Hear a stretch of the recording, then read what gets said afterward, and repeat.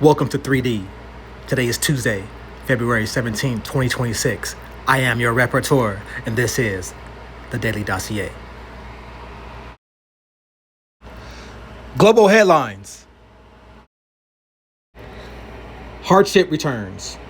4,800 refugees began repatriation from Uganda to Port Sudan today. While Sudan remains the world's deadliest conflict, 17,000 plus fatalities in 2025, conditions in regional camps in Chad and South Sudan have hit a breaking point due to the 80% underfunding and cholera outbreaks. Refugees are choosing the risk of war over the certainty of starvation. Ottawa pressure. Canadian Airlines, Air Canada, and WestJet have fully suspended flights to Havana.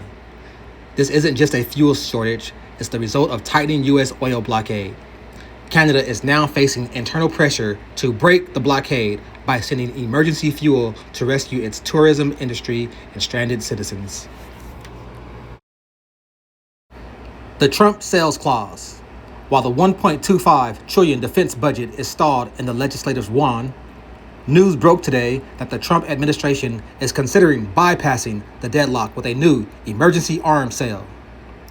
This echoes the 1979 Taiwan Relations Act intent, but uses 2026 transactional urgency to pressure Taipei's opposition to stop blocking the budget. Takaishi burst the Bank of Japan. Prime Minister Takaishi met with BOJ Governor Ueda as the yen hit a volatile swing. Takaishi is pushing Sananomics, an aggressive expansion of Shinzo Abe's 2012 Three Arrows. She views the BOJ's desire to raise interest rates as an economic sabotage against her growth mandate. The Ojiji rescue.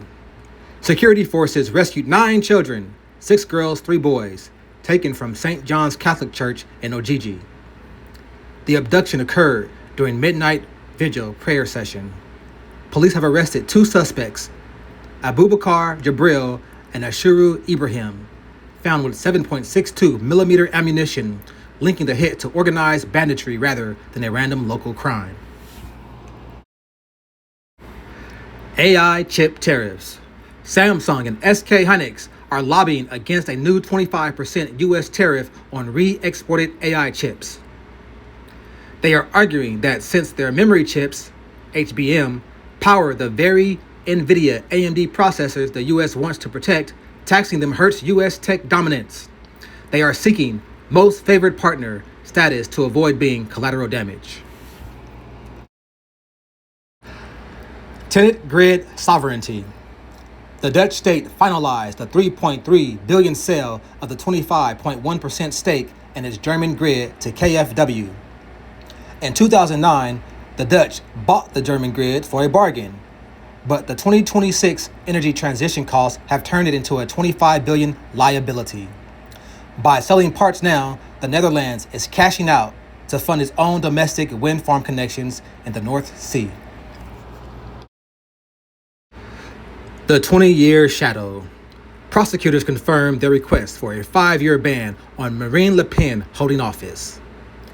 The case, the EU assistance scandal, dates back to 2004 to 2016. The court claims she ran a system to siphon 6.8 million from the EU to pay for National Rally Party staff. It is the culmination of a decade-long attempt by the French judiciary to prove the party is anti-Republican. Olympic Cyber Command. Rome established a cybersecurity command center for the Milan Cortina Games today. 94% of security leaders identify AI-driven ransomware as the #1 threat. In Cortina, the focus is on peripheral targets like athlete hotels and logistics providers, which are easier to hack than the core Olympic gates. The Traore monopoly. The Transitional Assembly unanimously voted to ban all political parties, approximately 100 dissolved. Captain Ibrahim Traore urges politics divides us. In reality, With 40 to 60% of the country outside government control, the junta is eliminating all domestic rivals to focus purely on a Russia-aligned military survival state. The Maduro extraction. Following the January 3rd U.S. military extraction of Maduro, the transition remains chaotic. Washington is reportedly working with the Chavismo structure, the military, rather than the democratic opposition, leading to a transition without a transition that has left Caracas protesters feeling betrayed.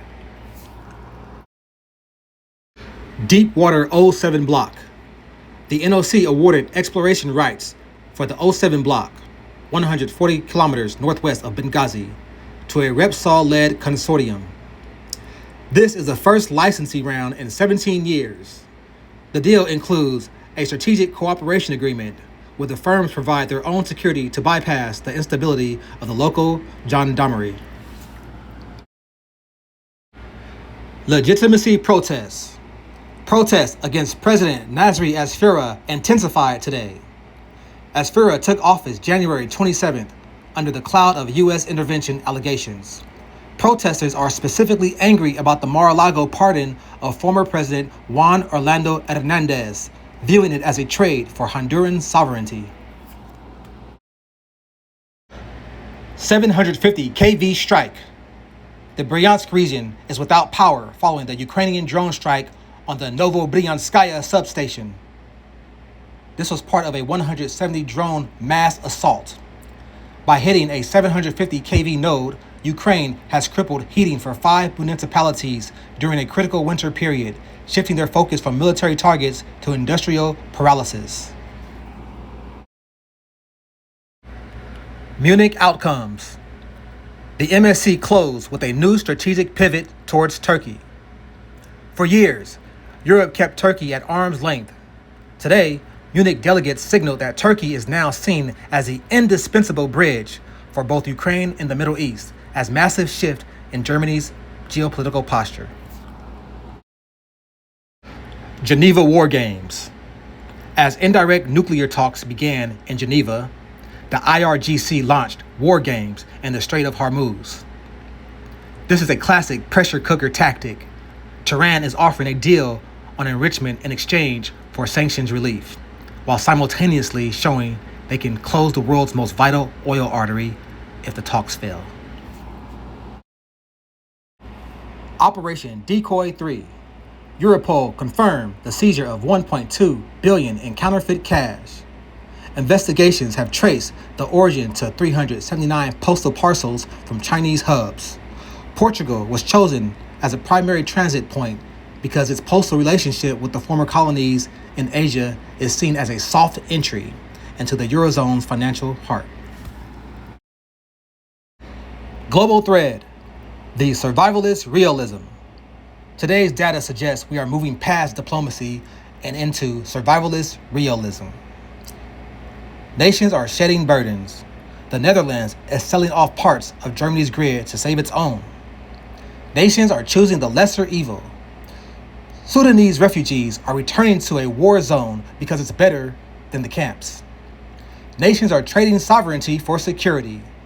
Libya and Venezuela are allowing foreign powers, corporations, to run their security in exchange for economic flow.